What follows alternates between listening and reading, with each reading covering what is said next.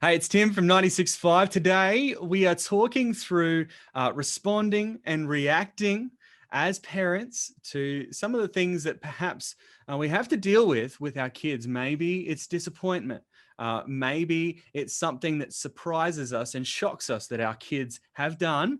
And how do we kind of navigate those waters? I'm joined today by Brett Ryan, CEO of Focus on the Family Australia. Good morning, Brett. Good morning to you. Lovely to be with you. Now, before we get into it, I just wanted to bring to your attention, and I know that we're obviously both familiar with the article, but there was an article earlier last week in the Brisbane Courier Mail here. It was talking about the Australian Federal Police were urging parents to take a compassionate approach with their kids. The research that they revealed said 4 in 5 parents would react in anger or blame if they learned that their child was sharing inappropriate images online. So it's a bit of a specific one there, sharing inappropriate images online. And you know that this happens. Take us through, just before we get into what their encouragement was for us, take us through, like, it happens, Brett. It does happen. And unfortunately, we live in a highly sexualized world. And I mean, when we were going to school, we sent a little note, wrote it down, or we punched the person that we liked, because that was what we did. That's how we communicated. Now, if you like somebody, the way you show your affection or potential for affection is you send images of yourself. Or if you really love somebody, you'll send that image. And we've distorted this beautiful idea of romance through this highly sexualized world, and sending images of oneself or being coerced or being demanded is part of the language, unfortunately. And so young people aren't thinking through the consequences. They're a here and now generation. They're going to make mistakes. And our role as parents or as guardians is to help them navigate these things in a very highly confusing world. Popular culture and peer pressure is taking much more of a control of the narrative. And we need to help them in a way that will bring them through the other side with not too much damage. Yeah, so a really good point there, that it is a lot more complex and it's confusing because there's so many mixed messages. Something that, my parents used to say to me might not resound the same way to my kids when I say it to them, because they've just got so many different, messages coming at them. And I think that's probably a good place to start, Brett, just to acknowledge that it is going to be confusing for your kids, no matter how clear you might be with them. Very much so. And we have to say, technology is the big medium. We didn't grow up as much with technology. I mean, there'll be some parents saying, I grew up with technology, but no, technology now is so much more readily available. And at the click of a button, you can have access to incredible healthy information, but also has some detrimental effects. And those detrimental effects can be pornography or sexting, a highly sexualized content. And so as parents, your opening remarks talked about learning to respond rather than react. Because when we respond, we're controlling our tone, our volume. Maybe on the inside, we're freaking out, but on the outside, we're cool, calm, and collected. Because when we react, it shuts the conversation up. We don't continue with it because, let's face it, we wouldn't like it if our boss would yell at us or scream or put us down, and we think that that's going to work with our kids. No. The more calm we are, the more that we show that we care, the more that we show that we're compassionate and understanding. There'll still be consequences of their poor choices, but our job as parents is to be their prefrontal cortex, the front of the brain where it says, hey, I'm going to think for you. So you actually asking them questions because they're not thinking for themselves. Their prefrontal cortex is not quite developed yet. And so they'll do things without thinking through the consequences. So you might have to actually challenge them and say, have you thought this through? What would you do if such and such happens?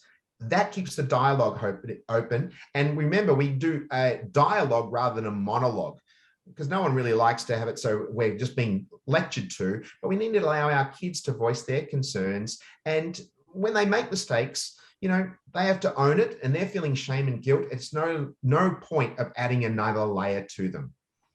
So I think it's very interesting that this research has revealed, Brett, that a more compassionate approach with your kids is encourage. It's interesting that it's coming from the Australian Federal Police as well. They've obviously got a lot of access to a lot of data and research. And even they are saying, hey, look, you need to be compassionate. Compassion works, especially within that very safe space of your family. So let's talk about how you can, so maybe some techniques or maybe something that is, I don't know, tools in the parent's belt for ways of developing a compassionate household. Yeah, that's a great question. I mean, have a look in the mirror. The best place you can start is how you're coping with things. If you're going to lose it, maybe remove yourself for a few moments just to get you to breathe, to settle yourself and to regulate yourself. Because if you do that, then it's going to come off a lot more compassionate or understanding, and you are not going to react with your voice and being loud and overwhelming to them, because they're confused and maybe, you know, they're feeling already guilt and shame, as I mentioned. And if you just add another layer onto it, it's going to shut them down. They're not going to want to talk to them. So maybe the best approach is to have these conversations earlier. And that would be helpful. So your kids will feel more comfortable to talk to you about anything and everything. You know, like, for example, if we look at pornography, for example, to actually come up to you and say, have you ever seen images that pop up on the screen that you feel uncomfortable and maybe something that's not quite right and it made you feel a bit yucky and so, and they're going to either respond one of two ways. No, I've never seen anything like that. The next thing you would say, well, I want you to let you know, if you do happen to see that, I want you to come and tell me, because you might have some questions. Now that you've mentioned that, yeah, I have seen it once, or I've seen it twice, maybe 3 times. It opens up the conversation so they feel comfortable with you. So you're not going to, if they are making mistakes, you've already spoken about it earlier. But if the ship has sailed, so to speak, is to making sure that we all have fallen short of our ideal. We're not perfect. We're not perfect parents. They're not going to have perfect kids. And so kids are going to make mistakes, and to learn to be able to deal with the situation on the face value, look at the bigger picture, and then deal with it in a very methodical approach. You know, it may be that it's involved other kids. It may have to involve the school. We have to be on our child's team. We have to be their number one cheerleader, even though they made mistakes, and there will be consequences, but that doesn't have to be dealt with there and then, because they have to deal with the situation that they're faced with right now. I find that a team marriage situation as well, like so for example, my wife and I'm sure that you're going to be able to expand on this, Brett. Something that helps us is to go, okay, when I've said this, and we, you know, just debriefing afterwards with my wife and I, that kind of conversation can be very helpful. But we can also sort of play to each other's strengths a little bit, because we need to be open with each other by saying, when I was able to talk with my son in this way, it was really helpful. But I noticed that when you talked to him, he was far more less practical and more emotionally open to you. So highlighting each other's strengths with each other, and maybe sending someone in that needs to play to that kind of strength at different times.